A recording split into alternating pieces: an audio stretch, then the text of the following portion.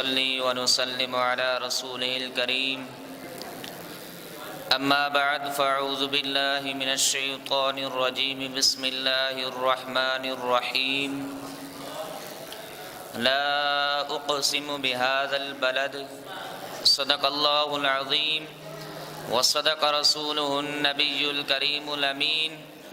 ونحن على ذلك لمن الشاهدين والشاكرين والحمد لله رب العالمين بلغ العلا بكماله كشف الدجى بجماله حسنت جميع خصاله صلوا عليه وآله نہایت واجب الاحترام اساتذہ کرام، جیسا کہ آپ کے علم میں ہے، میں نے اللہ تبارک و تعالیٰ کے قرآن مجید اور فرقان حمید میں سے ایک چھوٹی سی مشہور و معروف آیت شریف پڑھنے کا شرف حاصل کیا ہے۔ دعا کرو اللہ تبارک و تعالیٰ اس کے متعلق مجھے حق اور سچ بیان کرنے کی توفیق عطا فرمائے۔ اللہ تبارک و تعالیٰ نے قرآن مجید میں ارشاد فرمایا لا اقسم بہذا البلد، اے محبوب آپ کے شہر کی قسم۔ دنیا میں بڑے بڑے شہر آباد ہے، کوئی کسی کی تعریف کرتا ہے تو کوئی کسی کی، مگر اللہ تبارک و تعالیٰ نے کسی شہر کی قسم نہ کھائی۔ اگر قسم کھائی تو شہر مکہ کی کھائی۔ یہاں ایک سوال پیدا ہوتا ہے، کیا شہر مکہ کی قسم اس لیے کھائی کہ وہاں مزدلفہ اور منی ہے؟ کیا شہر مکہ کی قسم اس لیے کھائی کہ وہاں آب زمزم کا چشمہ ہے؟ کیا شہر مکہ کی قسم اس لیے کھائی کہ وہاں ایک حجر اسود اور مقام ابراہیم ہے؟ کیا شہر مکہ کی قسم اس لیے کھائی کہ وہاں صفا مروہ ہے؟ ارے نہیں،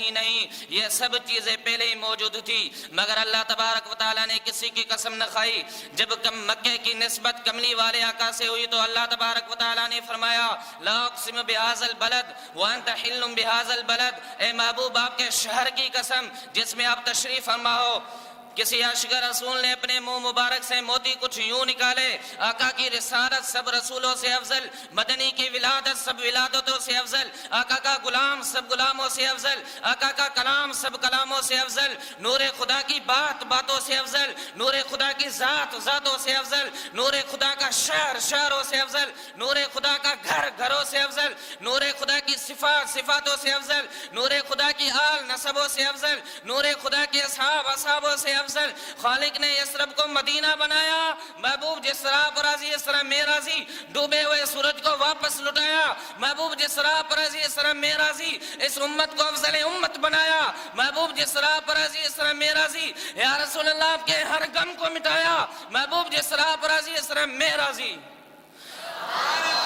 کسی شاعر نے کیا خوب فرمایا، خدا اپنی الفت میں صادق بنا دے، مجھے مصطفیٰ کا تو عاشق بنا دے۔ ارے میرا نبی وہ ہے جس کا دین تمام دینوں سے افضل ہے، میرا نبی وہ ہے جس کا قانون تمام قانونوں سے افضل ہے، میرا نبی وہ ہے جس کا حسن تمام حسینوں سے افضل ہے، میرا نبی وہ ہے جس کا ذکر آسان میں، میرا نبی وہ ہے جس کا ذکر کلمہ شریف میں، میرا نبی وہ ہے جس کا ذکر نماز میں، میرا نبی وہ ہے جس کا ذکر تکبیر میں، میرا نبی وہ ہے جس کے صدقے حضرت آدم علیہ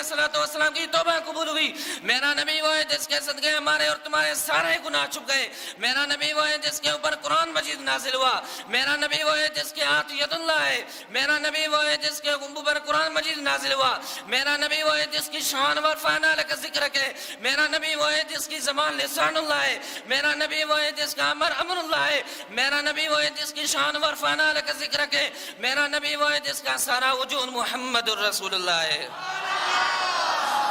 کوئی عاشق رسول جوم اٹھا، قلم اٹھایا، لکھنا شروع کیا، یا رسول اللہ تیرے نام پر مر مٹنا شہادت اس کو کہتے ہیں، تیرے قدموں میں دفن ہونا جنت اس کو کہتے ہیں۔ اس آیت سے پتا چلا مکے کی قسم اس لیے کھائی کی وہاں حضور اکرم صلی اللہ تعالیٰ علیہ وآلہ وسلم جلوہ افروز ہے، تو معلوم ہوا جہاں نبی پاک صلی اللہ تعالیٰ علیہ وآلہ وسلم جلوہ افروز ہو تو اللہ تبارک و تعالیٰ اس جگہ کی قسم کھاتا ہے، اگر مکے میں ہو تو مکے کی قسم کھاتا ہے، اگر مدینے میں ہو تو مدینے کی قسم کھاتا ہے۔ اور تمام مفسرین محدثین کا اس بات پر اتفاق ہے، زمین کا وہ حصہ جس پر کملی والے آقا آرام فرمائے، وہ ساری کائنات زمین و آسمان، بیت المقدس، سدرۃ المنتہا، لا مکان، عرش معلیٰ سے بھی افضل ہے۔